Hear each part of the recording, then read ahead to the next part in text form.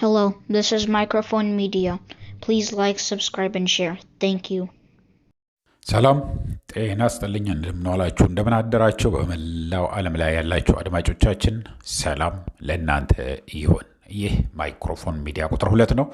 ለማይክሮፎን ሚዲያ ቁጥር 2 አዳዲስ የሆናችሁ ሰብስክራይብ ያላደረጋችሁ ሰብስክራይብ አድርጉ። የደወል ምልክቷን ተጫኑና ኦል ምትለዋን መጫን አትርሱ። አድማጮቼ አዲስ ቻናል ስለሆነ ነው። ላይክ እና ሼር በማድረግም አበረታቱት። ይህንን እያልኩ እንግዲህ ዛሬ ለየት ያለ ፕሮግራም ነው ይዤላችሁ መጥቼ ያለሁኝ። ምክንያቱም ብዙዎቻችሁም ስለጠየቃችሁኝ ጥያቄውን መልሼ ወደ እናንተ የማመጣው መጨረሻ ላይ ግን ምንድን ነው የሚሆነው ያለው ነው። በጣም አሁን ባክግራውንድ ትንሽ ልስጣችሁ ለማታውቁትና አንድ አዶናይ የሚባል ከኢትዮጵያ ወደ አሜሪካ መጥቶ አሜሪካ ትንሽ ቆይቶ ከዛ በኋላ ወደ ካናዳ ሄዶ ካናዳ ዜግነት የያዘ ነው አሉ እና ቲክቶከር ነው። በምንም ምክንያት ወደ ኢትዮጵያ ተመልሶ አሁን ከፍተኛ የሆነ ፎሎወር ያሉት ነው። ኦልሞስት ወደ 4 ሚሊዮን ህዝብ ፎሎ ያደርገዋል አሉ። 3.9 ነበር ወደ 4 ገብተዋል አሁን ነው የሚሉት ያሉት። ይሄ ልጅ ደግሞ ታስሯል ያለው። ከመታሰሩ በፊት ደግሞ ከፍተኛ የሆነ ውድድር ተደርጎ ቁጥር 1 አሸናፊ ሆኖ ነበር። እዛ የነበረበት የሽልማቱ አዋርድ የተሰጠበት መኪና የተሸለመበት ቦታ ላይ ደግሞ እንደ ክብር እንግዳ ሆኖ ሽልማቱ የሰጠው ታድሞ ማለት ነው ሰራዊት ፍቅሬ ነበር። አርቲስት ሰራዊት ፍቅሬ ለማታውቁት የፎቶግራፉ እዚህ አለ እንደምታዩት ያላችሁ ማለት ነው። ትልቅ ሰው ነው። በጣም ታዋቂ ነው። ባለሀብት ነው። አርቲስት ነው። እንደምነግራችሁ ያለ ነው። ኮመርሻል አሁን የማስታወቂያ ስራዎች በጣም የታወቀ ነው። አርቲስት ሰራዊት ፍቅሬ አይ ቲንክ ማነው ስሙም አለው ሲኒማ ቤት አለው መሰለኝ እዚህ በቆሎ ቤት ወረድ ብለህ ያሬድ ቤተክርስቲያን አካባቢ አዲስ አበባ ለምታውቁት ማለት ነው። አጎና ነው ምናምን ሲኒማ የሚባል ማለት ነው። እና ይሄንን ሰው የዛ ተገኝቶ ነበር። አሁን እንደነገርኳችሁ አዶናይ ታስሮ ነው ያለው። ዋናው ቁም ነገሩ ለምን ታሰረ አዶናይ ወይ ደግሞ ሰራዊት ፍቅሬ እንደ አዶናይ መታሰር አለበት የሚሉ ነው። እኔ ጥያቄ በጣም ጥያቄ ትልቅ የሆነ ጥያቄ ፈጥሮብኝ ያለው በዚህ በሶሻል ሚዲያ ሰራዊት ፍቅሬ እንደ አዶናይ መታሰር አለበት፣ ለምን ከአዶናይ ጋር ተገናኘ፣ ለምን ለአዶናይ ሸለመው፣ ለምን እንደዚህ ሆነ የሚሉ በጣም ብዙዎች ስላየሁኝ እና ደውዬም ጠያቄ ነበር። ምንድን ነው ነገሩ ነው ግራን የገባኝ። መልስ እናንተ እንድሰጡኝ ነው የምፈልገው አድማጮች። አንደኛ ነገር ሊታሰር ያበቃው የአዶናይ ምንድን ነው? ሰግጥ የሚባል እኔ አሁን ቃሉ ሰምቼው አላውቅም። ቃሉ ትርጉሙ እንድትነግሩኝ ነው። ማንኛውም ሰው የሚያውቀው ሁላችሁንም እንድትጽፉልኝ የምፈልገው ትክክለኛውን የምታውቁት ከሆነ ያ ጽያፍ የሆነ ቃል ነው የተባለው ሰግጥ ነው ምናምን የሚባለው ምን ማለት ነው የምታውቁት ከሆነ ማለት ነው። ምክንያቱም ልወቀው።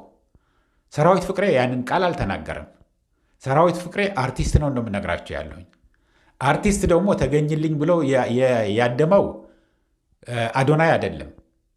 አዶናይ የአንድ ድርጅት የማስታወቂያ ድርጅት እንግዲህ 4 ሚሊዮን ተከታይ ያለው ሰው በጣም ታዋቂ ነው ይሄ ልጅ ማለት ነው። ይሄ አዶናይ ማስታወቂያዎች ብዙ ይሰራል። ጊዜው የሶሻል ሚዲያ ነው። ጊዜው ከዩቱብም አልፎ አሁን ምን ላይ ነው ደርሶ ያለው? በጣም አጫጭር በሰከንዶች የምትታይ ንግግር እያደረጉ እኔ እንጃ ምን ያህል ገንዘብ እንደሚከፈላቸውም አላውቅም። ምክንያቱም እኔ ቲክቶክ የለኝም፣ ቲክቶክ አካውንት እስካሁን የለኝም፣ አላውቀውም፣ ብዙም አይስበኝም እውነት ለመናገር።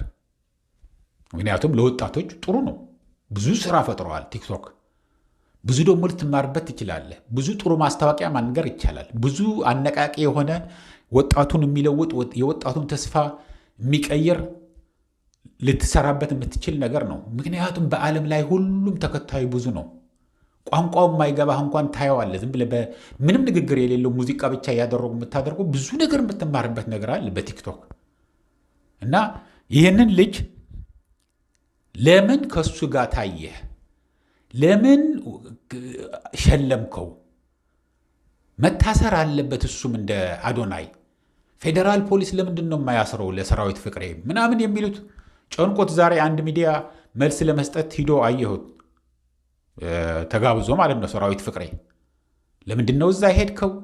ለምንስ እንደዚህ ያደረግ ምናምን የሚል ነገር ነበር። እውነት ለመናገር መስማትም አልፈለኩም። ሰራዊት ፍቅሬም ቃሉ መናገር አልፈልግም የምትለው አርዕስት ነው ያየሁት። ይቺ ቃል አንደኛ ነገር ቀድማችሁ እንድትመልሱልኝ የምፈልገው እንደነገርኳችሁ ቃሉ ትርጉም እሱ ንገሩኝ። እኔ ኦነስትሊ ከልቤ ነው መጠየቃችኋለሁ። ምን ያህል ኦፌንሲቭ ቢሆን ነው? ምን ያህል በጣም አስቀያሚ ቃል ቢሆን ነው? ምናልባት ቃሉ በሌላ ቋንቋ አሁን ይሄ አዶናይ ከትግራይ ነው የመጣው። ምናልባት በትግርኛ ሌላ ትርጉም ሊኖረው ይችላል፣ በአማርኛ ሌላ ነገር ሊኖረው ይችላል። ለምንድን ነው እንደዚህ የምላችሁ ያለሁኝ? አንድ ወዳጅ ነበረኝ፣ ኦሮሞ ነው፣ ፕሮፌሰር ነው፣ ኢትዮጵያ ውስጥ እያለሁ ማለት ነው። ያ ወዳጄ የልጁ ስም በጣም የሚወደው ልጁ ማለት ነው የወለጋ ኦሮሞ ነው፣ ጁሎ ነው የሚባለው። አሁን እኔም ከልጄ ጋር ወክ እያረኩ ነበር። እሱም ከልጁ ጋር መጣና ጁሎ ብሎ ራሱን አስተዋወቀ፣ የፕሮፌሰሩ ልጅ ማለት ነው። ከዛ በኋላ ምን ማለት ነው ያልኩት። ምክንያቱም በአማርኛ ጅል ማለት ቂል ነው፣ ግን በኦሮምኛ በጣም ተወዳጅ ስም ነው። አሁን ጅሎ እንዴት ልጅህን ጅል ትለዋለህ ምናምን ብዬ መሳቅ ነበረብኝ። የብሔር ብሔረሰብ ሀገር ነው እና ማወቅ ገና ጃጅ ከማድረጋችን በራሳችን ቋንቋ ተርጉመን ይሄ መጥፎ ነው ብለን ከመናገራችን በፊት ምንድን ነው ይሄ ቃል ለምንስ እንደዚህ ተባለ፣ ለምንስ እንደዚህ ተጠቀመበት ብሎ ማሰብ ያስፈልጋል ብዬ ስላመንኩበት ነው። ግን ሰራዊት ፍቅሬንም መታሰር አለበት፣ ያንን መታሰር አለበት ምናምን እንዲህ ቃሉ የማይነገር ከሆነም ለእስርም የሚያበቃ አይደለም። እውነት ለመናገር ልጁ ካናዳዊ ስለሆነ ይብላኝ ለኢትዮጵያው እንጂ እስካሁንም ካልተፈታ ይፈታል። ምንም ያደረገው ይሄ ለኢትዮጵያ ናሽናል ሴኩሪቲ አደጋ ነው የሚባል ነገር ከሰራ ከፍተኛ ጥፋት ካጠፋ ሕይወት ካጠፋ ምናምን ነው እንጂ የሌላ አገር ዜጋ የኢትዮጵያ መንግስት ምንድን ነው ማድረግ የሚችለው? አዶናይን በ24 ሰዓት ውስጥ ከኢትዮጵያ ለቀህ ውጣ ነው ሊል የሚችለው። የማይፈልገው ከሆነ እሱ ያለባበሱ አይውደደው፣ አነጋገሩ አይውደደው፣ የፈለገ ነገር አይሁን፣ ካልፈለገው ውጣ ከሀገሬም ነው መብቱ ነው ሊል ይችላል። ምክንያቱም ዜግነቱ ቀይረዋል። ይሄ ልጅ አሁን በትውልድ ነው ኢትዮጵያዊ እንጂ በዜግነት ካናዳዊ ነው። ስለዚህ ውጣ ብሎ ማባረር ይችላል ከፈለገ ማለት ነው የኢትዮጵያ መንግስት። ግን መታሰርስ ነበረበት ወይ? ምንድን ነው ይህንን ያክል አስተምረህ ይሄ ነገር አትበላ አቆመው ምናምን ብለህ ማቆም አይችልም ነበር? ከዚህ አልፎ ለምን ከሱ ጋር ቆማችሁ ታያችሁ ተብለው አዋቂ ሰዎችን እንዴ! ሰራዊት ፍቅሬ እኮ ማስታወቂያ ላይ ቢዝነስ ላይ ነው ያለው። ትልልቆቹ ቢዝነስ እዚህ አሜሪካን ሀገር አሁን ባደጉ ሀገሮች የምናየው አሁን ትራምፕ ሲመረጥ ትልቁ እድል ለምርጫው ያበቃው ቲክቶክ ነው። ይህንን ታውቃላችሁ? ቲክቶክ አሜሪካ ውስጥ ይዘጋል እየተባለ ነበር። ግን እንዲዘጋ ያላረገው ፕሬዚደንት ትራምፕ፣ ምክንያቱም ብዙ ወጣት ነው የመረጠው ለትራምፕ። ለምን? በቲክቶክ ምረጡኝ እያለ ያስተዋውቅ ስለነበረ።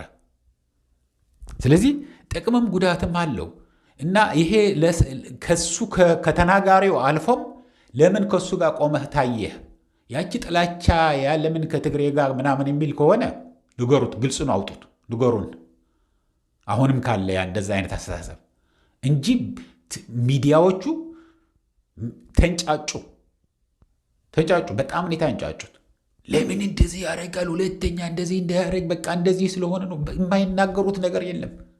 ቅናት እርር ነው ያሉት። እሱም አሸነፉ። እሱ ይህን ያህል ተከታይ መኖሩ እርር ነው ያሉት። እንደሱ አይነት ስራ የሚሰሩ ቲክቶክ የሚሰሩ ማለት ነው። ግን እኔ ከእናንተ የምፈልገው እንደነገርኳቸው አድማጮቼ ምንድነው? ምንስ ይመስላችኋል? ሰራዊት ፍቅሬስ መታሰር አለበት ወይ? ሌሎቹን እስከ አዶናይ ጋር ይሰሩ የነበሩት እንዴ? አዶናይ እኮ ትልቅ ድርጅት ሊያስተዋውቅለት ቀጥሮት የእሱን ስፖክስ ፐርሰን አድርጎት ይሄ አዋርዱ ምናምን ያዘጋጀው እኮ ሌላ ድርጅት ነው። ስለዚህ ገፋ ቢል አይ በቃ አልፈለግንምና ለምናስተዋውቀው ያው ንብረት ለመሸጥ ነው ዕቃ ለመሸጥ ነው ግን ሰው ስለጠላህ ማለት መንግስት ህግ ስለማይፈቅድ ይሄ ነገር ብለው ቀይረው አስተካክለው ብሎ ነው ማረሚያ ያለበት እንጂ ሁሉ እዚህ የሚያስደርስ ነገር ነው ወይ አድማጮቼ እያልኩኝ በጣም ስለገረመኝ ነው እና መልስ እንደምትሰጡኝ ባለሙሉ ተስፋ ነኝ። እስከሚቀጥለው ጊዜ እንግዲህ ሰላም፣ ደህና ዋሉ፣ ደህና አደሩ። ስልክ ቁጥሬ ልንገራችሁ። ስልክ ቁጥሬ የምትጽፉበትና የምትልኩልን እጽፍላችኋለሁ፣ እንደማሩ ላይ እጽፍላችኋለሁ። ቻው